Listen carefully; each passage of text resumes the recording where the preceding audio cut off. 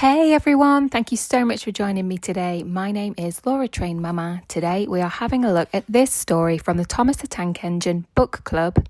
It's called Thomas the Runaway. This is taken from the Railway series number 30. Thomas, Percy and the Coal.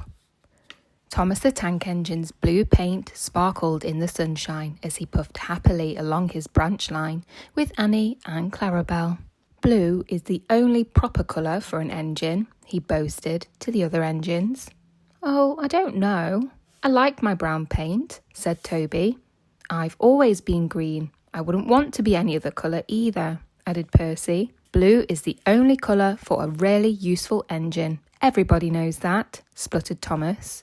Percy said no more. He just grinned at Toby and winked.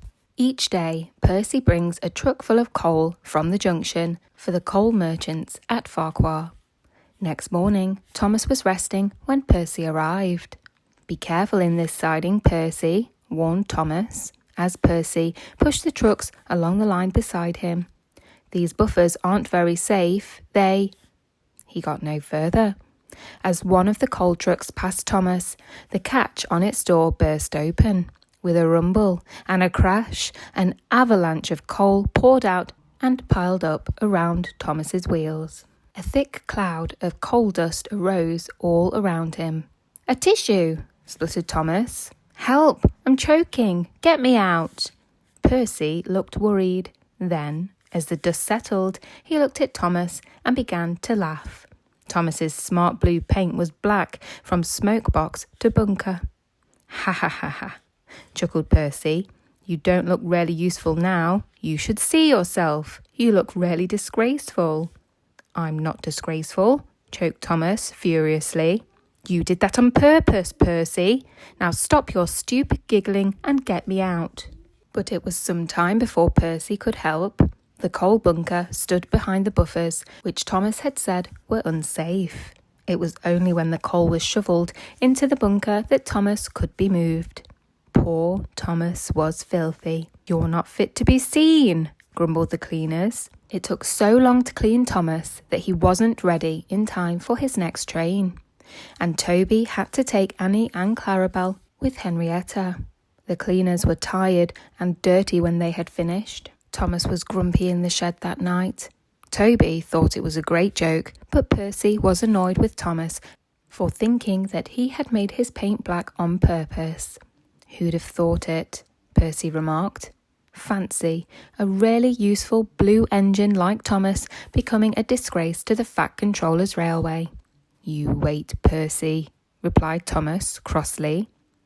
One day you'll laugh on the other side of your smoke box. Pooh, rejoined Percy. I wouldn't have missed all that fun for anything. The feud worsened as time went on. Thomas thought Percy had coal dusted him deliberately, and Percy was cross with Thomas for thinking so.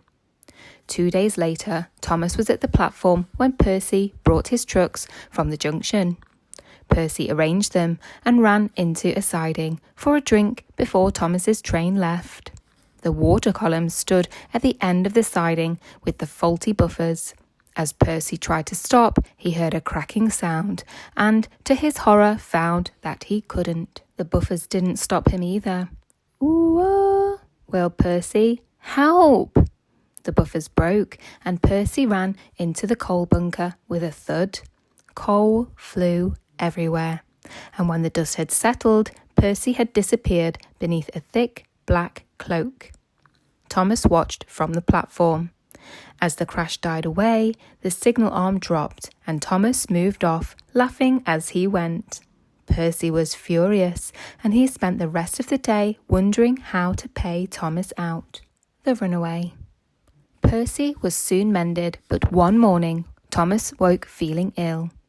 The Fat Controller sent him to the big station to see if they could make him better there, but it was no use. Edward must take you to the works, the Fat Controller told him. Then he went to see Duck, the Great Western Engine. I want you to go and help Percy and Toby while Thomas is ill, he said. Donald and Douglas will do your work here until Thomas comes back. Duck was delighted. He knew Percy already, and it wasn't long before he had made friends with Toby, Terence and Bertie.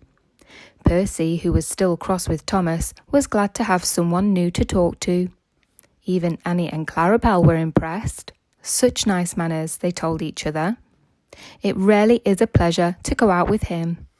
They soon made Duck welcome, and he laughed when they told him how Thomas had once left their guard behind at the junction. When Thomas came back, Annie and Clarabel told him how well Duck had managed. Though Thomas was jealous at first, he was so pleased to be home that he soon forgot it. But he didn't forget the affair with the coal. Percy was careful to keep out of his way. The works had left Thomas's handbrake very stiff. It made his brakes seem as if they were on, when in fact they weren't. And Thomas's driver and fireman soon learnt to be extra careful. But one day, Thomas's fireman was ill, and a relief man took his place. At the junction, Thomas ran around Annie and Clarabel. While his driver chatted to the station master on the platform, the fireman fastened the coupling. The driver had told him about Thomas's brake, but unluckily he had forgotten. When he had finished the coupling, he joined the driver and station master on the platform. Thomas simmered happily. In the distance, Henry appeared. Not long now, thought Thomas. At that moment, Thomas felt his wheels begin to move. He tried to stop, but he couldn't without his driver and fireman. He tried to whistle, a warning, but he couldn't do that either. The guard shouted from the platform, but that did no good. The guard, the driver and the fireman were all stranded, and the passengers were left on the platform staring. Thomas, Annie and Clarabel gathered speed out of the station. The empty coaches shrieked as they rounded the curve, but Thomas, with plenty of steam, kept on going. The signalman at the junction soon realised what had happened and sent a message along the line. An inspector prepared to stop the runaway at the station near the airfield where Harold the helicopter stood ready in case of emergency. But Thomas was still going much too fast. Quickly, the inspector climbed aboard Harold and they took off. "I must get there in time, I must," he whirred anxiously. Below, Thomas was tiring. I need to stop, he panted wearily. Annie and Clarabel held back as they went uphill. As they neared the station, Thomas saw Harold land and the inspector run towards the platform. This time, Thomas entered the station slowly, enough for the inspector to act. Running beside the train, he judged his moment, jumped and scrambled into Thomas's cab. Then he put the brake hard on. With a sigh of relief, Thomas stopped. The inspector mopped his brow. "Phew," he remarked. Wearily, Thomas agreed with him. That brings us to the end of that storybook, Thomas the Runaway, which is part of the Thomas the Tank Engine book club. I really hope that you enjoyed listening along with me today, and if you did, please don't forget to hit that like button, share with a friend, why not, and have a great day.